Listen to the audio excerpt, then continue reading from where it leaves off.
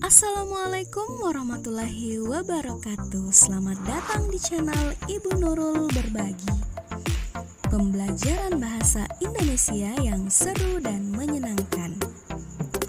Di channel ini Ibu Nurul akan berbagi informasi dan pengetahuan seputar pembelajaran bahasa Indonesia, khususnya materi tingkat SMP. Untuk mendukung channel ini, silakan tekan tombol like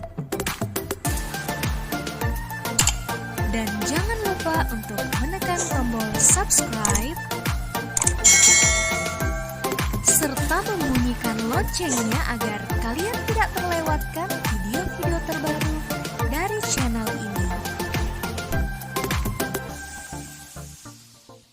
Assalamualaikum warahmatullahi wabarakatuh. Selamat pagi anak-anak. Jumpa lagi bersama saya Ibu Nurul Puspitasari dalam pembelajaran bahasa Indonesia yang seru dan menyenangkan. Di video kali ini, Ibu akan membahas materi tentang struktur teks eksposisi. Berikut penjelasannya. Silakan disimak dengan baik ya.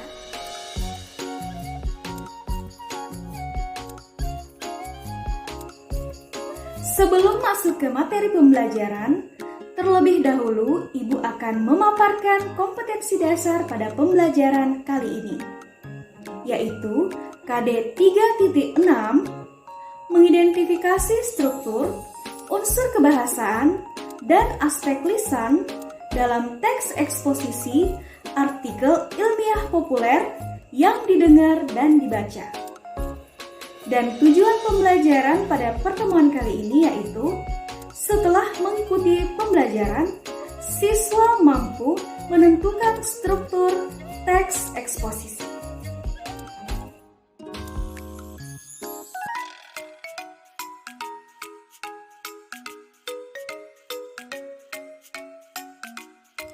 Struktur teks eksposisi. Yang pertama adalah tesis, berisi isu, permasalahan, dan pandangan umum penulis. Kemudian yang kedua, rangkaian argumen, berisi pendapat-pendapat dan fakta.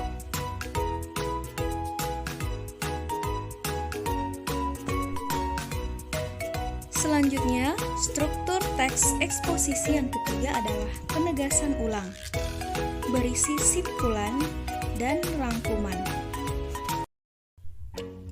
Mari kita simak penjelasannya secara lebih rinci. Struktur teks eksposisi yang pertama adalah tesis. Bagian struktur tesis ini berisi pengenalan isu, permasalahan, dan pernyataan atau pandangan umum penulis terkait masalah yang dibahas. Struktur teks eksposisi yang kedua adalah rangkaian argumen. Bagian ini berisi sejumlah pendapat atau argumen penulis sebagai penjelas atas tesis yang dikemukakan sebelumnya. Pada bagian ini, dikemukakan pula sejumlah fakta yang memperkuat argumen-argumen penulis. Struktur teks eksposisi yang ketiga adalah penegasan ulang. Bagian ini merupakan perumusan kembali secara ringkas hal-hal yang telah dibahas pada bagian tesis dan rangkaian argumen. Bagian ini sering pula disebut penutup atau simpulan.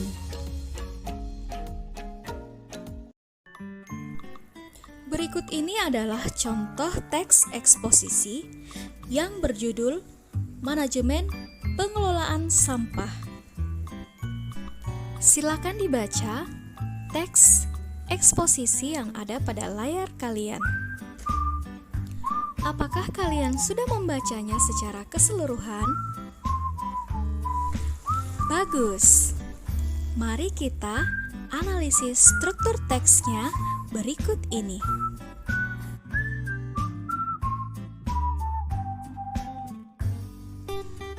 Pada bagian paragraf 1 ini, penulis mengemukakan isu dan permasalahan tentang sampah. Pada bagian ini pula, penulis menyatakan pemetaan atau pandangan umum tentang sampah, yaitu manajemen pengelolaan sampah. Berdasarkan hasil analisis tersebut, maka teks pada bagian paragraf 1 merupakan bagian struktur tesis.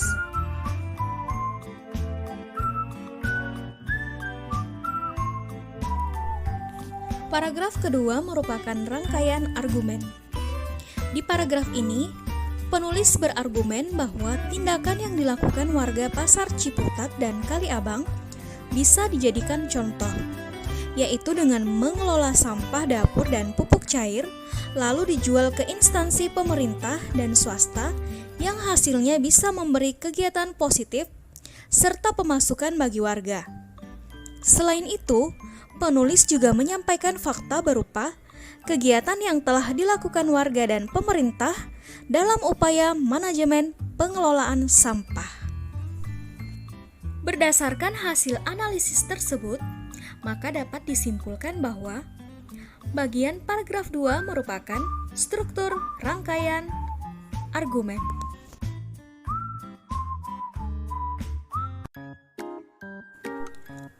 Pada paragraf ketiga, penulis memberikan simpulan bahwa upaya manajemen pengelolaan sampah diperlukan peran dari warga maupun pemerintah.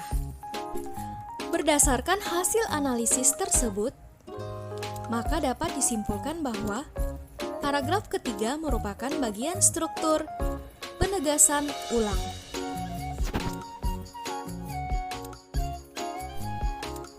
Berikut ini adalah simpulan dari hasil analisis struktur teks eksposisi yang berjudul Manajemen Pengelolaan Sampah.